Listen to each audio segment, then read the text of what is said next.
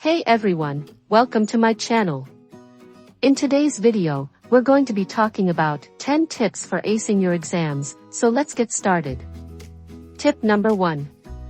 Start studying early. Don't wait until the last minute to start studying. The more time you have to review and practice, the better you'll understand the material and the better prepared you'll be for the exam. Tip number 2. Make a study schedule. Break up your study sessions into manageable chunks of time and spread them out over the course of a week or more. This will help you avoid feeling overwhelmed and keep you on track. Tip number 3. Take breaks. It's important to take breaks while studying to give your brain a chance to rest and absorb the material. Try the Pomodoro technique, where you study for 25 minutes and then take a 5-minute break. Tip number 4.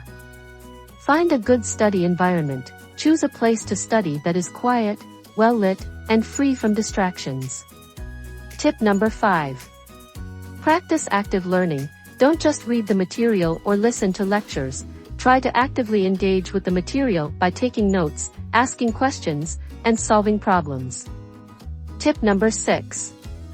Review your notes regularly. Review your notes regularly, especially as the exam gets closer. This will help reinforce your understanding of the material and make it easier to recall on the exam. Tip number 7. Get plenty of rest. Make sure to get enough sleep the night before the exam. A well-rested brain is better able to absorb and retain information. Tip number 8.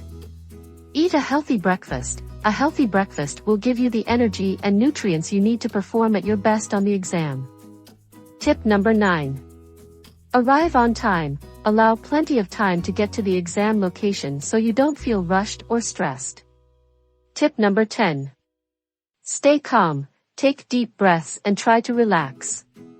It's natural to feel some nervousness before an exam, but try to stay focused and remember all the hard work you put into studying. If you like this video, please subscribe. Also, don't forget to hit the like button.